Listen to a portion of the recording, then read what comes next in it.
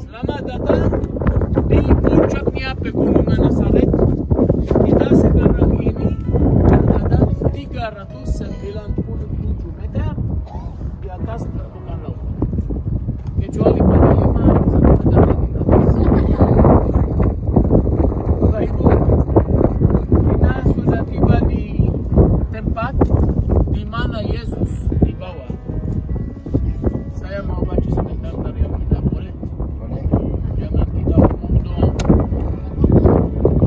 Dari Lukas 4 ayat yang ke-21, mereka bangun lalu menghalau Yesus keluar kota dan membawa dia ke tebing gunung.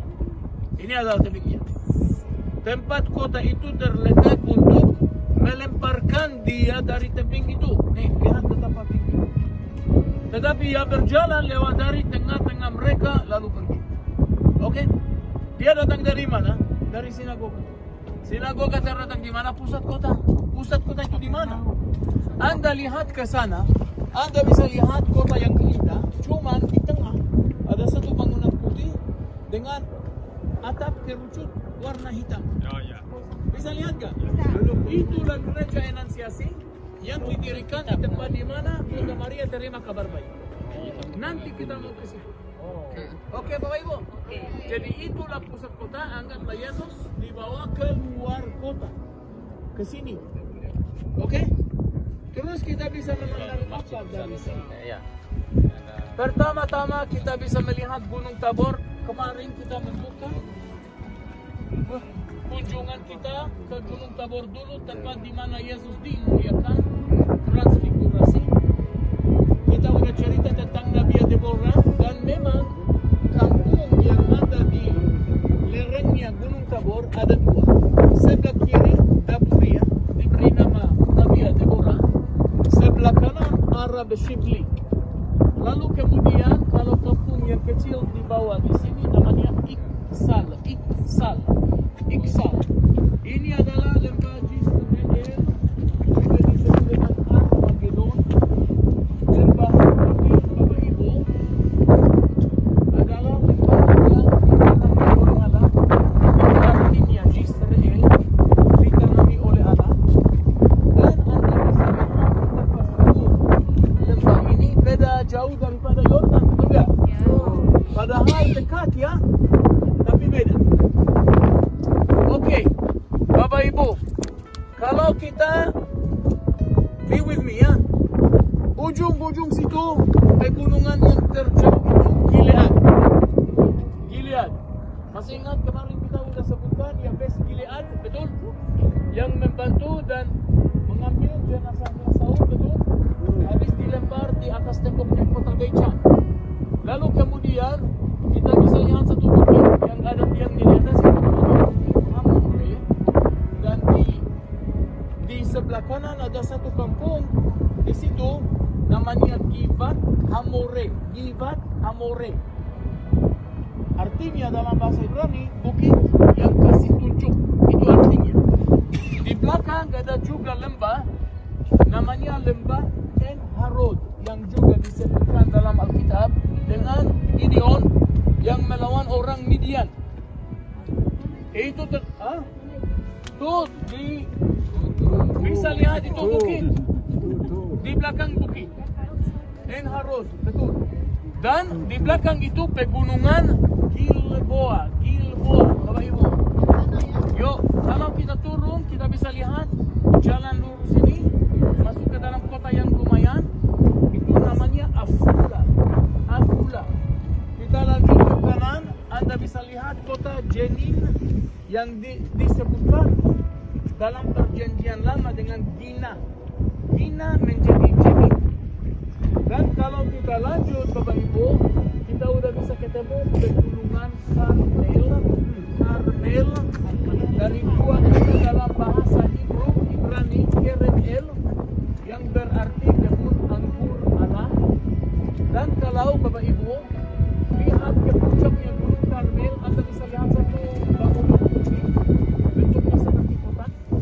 namanya Muraka. Muraka. Tempat di mana Elia membunuh nabi-nabi Baal, nabi palsu, betul? Ya. Betul?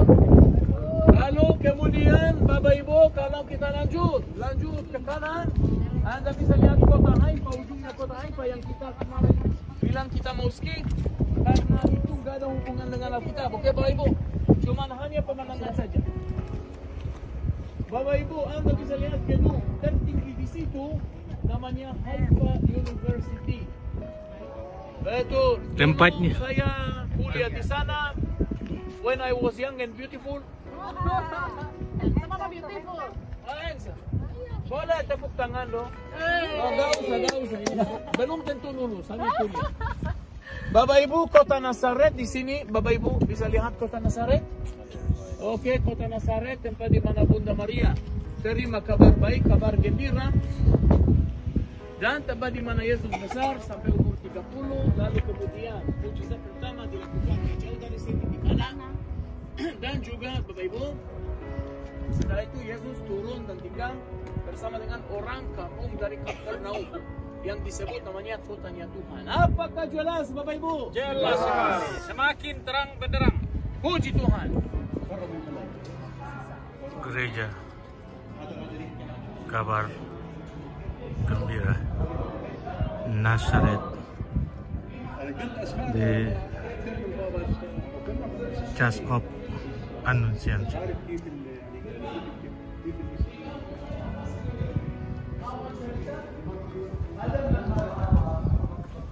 Itu di mana di taman? Nah, lihat Bapak Ibu.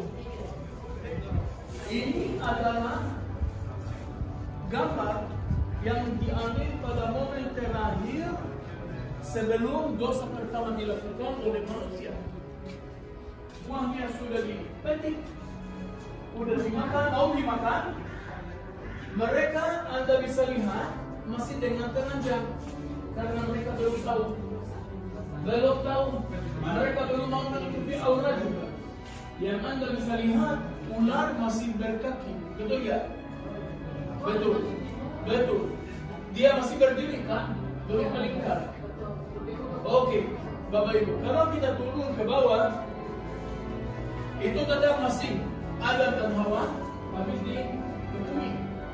Adam kerja keras dan Hawa dia susah melahirkan. Jadi sudah diusir dari Taman Eden. Turun ke bawah lagi itulah perahu Nuh. Dan kalau turun ke bawah lagi, yaitu Abraham yang hampir mengorbankan anak Isa di atas bumi Moria. Betul? Pada akhirnya yang dikorbankan bukan Isa tetapi domba Allah. Kalau kita ngomong tentang domba Allah dan korban, kita berbicara tentang Yesus Kristus. Mari kita pindah ke perjanjian baru. Tuh, di depan. Lihat ke atas sebelah kiri. Malaikat Gabriel dia bersayap turun ke kampung ini yang masih sederhana dan kecil. Ada domba, ada kambing, cara hidupnya masih sama dulu. Lalu Yesus lahir di kota Bethlehem di dalam kandang apa? Domba. Orang Indonesia otomatis jawabnya domba. Padahal kalau dari hantu kuda. Kenapa begitu? Bapak Ibu, memang karena Anda baca Alkitab dalam bahasa Ibrani, Inggris dan paling penting Yunani, Yesus lahir dalam kandang kuda. Jadi ini mungkin sangat diterjemahkan saja. Berarti ya Bapak Ibu? Oke, yang penting hotelnya full, Yesus dilahirkan dalam kandang binatang. 3 orang majus. Namanya mereka nggak pernah disebutkan dalam Alkitab, tapi dari luar ada namanya Belshazzar, Melchior dan Gaspar. Okay. Lalu Yesus disunat pada waktu dia berusia 8 hari. Hari yang ke-8, kalau anak sehat pasti mau disunat sesuai dengan janji Abraham dan Tuhan. Okay? Kemudian anak-anak sampai umur 2 tahun dibunuh di daerah Bethlehem, makanya mereka merasa kurang aman. Mereka mau mengungsi, cari tempat yang aman ke Mesir. Di sini Yesus digambarkan sebagai 100% manusia. membantu Santo Yosef tukang kayu. Yesus dibaptis oleh sepupunya Yohanes Pembaptis, anak dari Zakaria dan Elizabeth, di dalam air Sungai Yordan. Terus Roh Kudus turun. Kemarin kita sudah melihat Sungai Yordan, betul gak? Ya. Oke. Yesus menyembuhkan orang sakit, bangkit dari tilam. Yesus berdiri di Bukit Sabda Bahagia di dekat Danau Galilea. Yesus disalibkan, di atas kepalanya mahkota duri, di atas salibnya INRI, yang mengatakan Yesus Nazaret Rei Yehudeero. Yesus dari Nazaret, raja orang Yahudi. Itu adalah sebabnya kenapa mau dibunuh itu orang.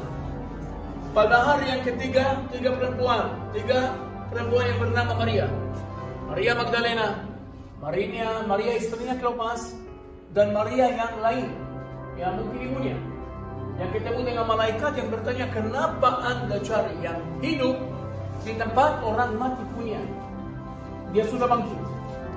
Dan kemudian 40 hari sesudah itu, Yesus naik ke surga dari Bukit Zaitun. Inilah Alkitab. Dari Taman Eden, Adam dan Hawa, sampai kenaikan Kristus ke surga. Dari Alfa sampai Omega. Bapak Ibu, kita sekarang mau masuk. Tolong laki-laki topi dibuka. Kita akan tunjuk rumahnya Bunda Maria kalau bisa masuk. Belum tentu karena masih ada acara mungkin. Nanti kita lihat. Kalau bisa ikutilah saya langsung. Nanti tolong jangan keluar lewat sini lagi. Kita mau naikkan mas. Kalau ada lantai 2 dengan gambar yang indah juga, kita boleh foto di atas juga. Oke Bapak Ibu? Tolong ikuti saya. Sepi, gak boleh ngomong. Oke Bapak Ibu? Foto-foto oke, jangan ngomong. Perhatikan saya, kalau saya panggil tolong ikut. Oke Bapak Ibu? Yuk.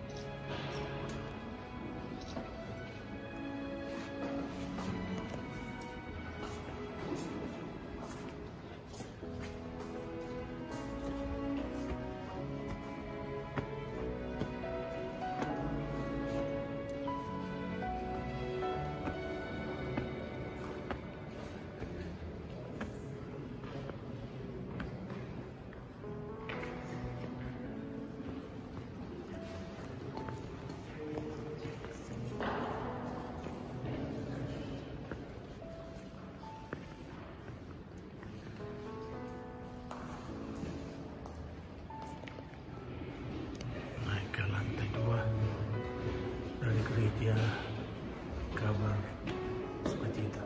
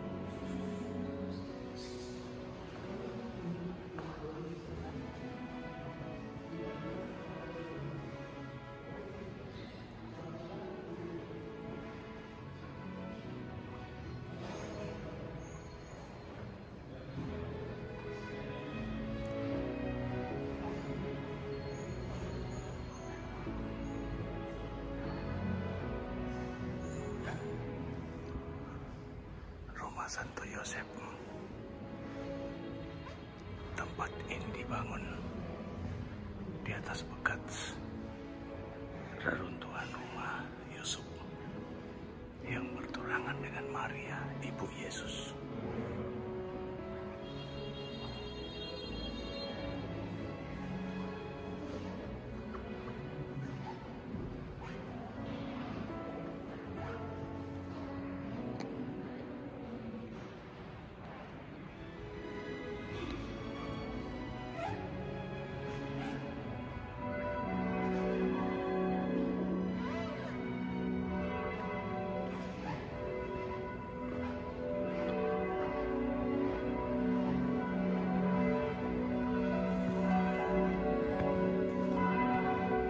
kita akan turun ke dasar di mana tempat yang asli berada, kediaman Yusuf tunangan Maria.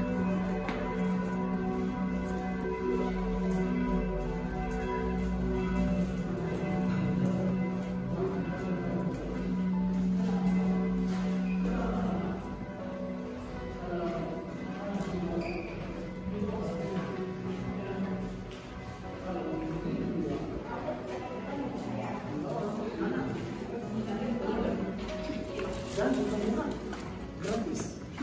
Kalau misalnya ada anak baru tinggal ya tinggali satu kamar mandi. Berarti apa ibu? Ini adalah tempat di mana dulu Santo Yosef tinggal. Terus kemudian Bunda Maria ramai yang lahir di Bethlehem. Mereka mengungsi di Mesir. Terus nanti mereka balik sebagai keluarga. Dan mereka tinggal di rumah ini pasti bukan itu walaupun sebenarnya sana jauh lebih besar tapi kalau kamu yang 100% manusia ini adalah rumahnya. Berarti apa ibu? Kenapa? Karena istri selalu ikut suami, gak mungkin terbalik. Anda bisa lihat kalau kita mengucap pernikahan Santo Yosef kasih suci kawin kepada Maria. Bapak ibu mari kita lewat sini.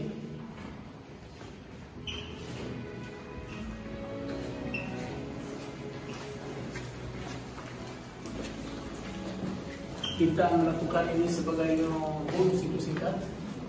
Gak apa-apa, boleh Anda lihat juga. Anda bisa lihat tangga yang asli yang turun ke rumahnya Santo Yosef atau keluarga kudus. Bayangkanlah Yesus Kristus pada waktu dia mau pulang ke rumah, ini adalah tangga yang dia turun. Tangga ini diinjak oleh Yesus 2000 tahun yang lalu. Ini betul-betul nampak kilas ya Bapak Ibu. Anda betul-betul kembali ke rumah Bapak ya Bapak Ibu. Ini adalah rumahnya Tuhan. Oke, jelas ya Bapak Ibu. Ini sangat-sangat berarti ya. Oke. Ya. Dan rumahnya ya sangat kecil sekali. Kenapa?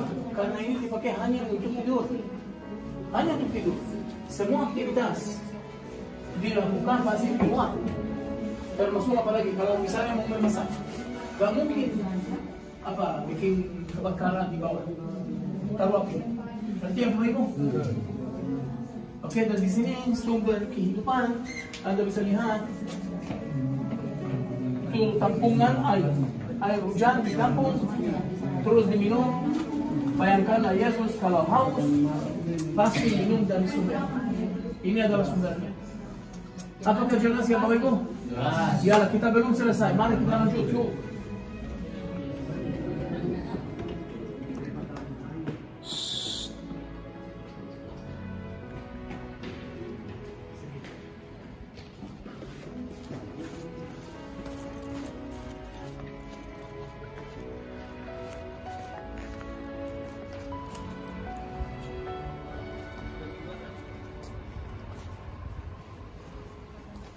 So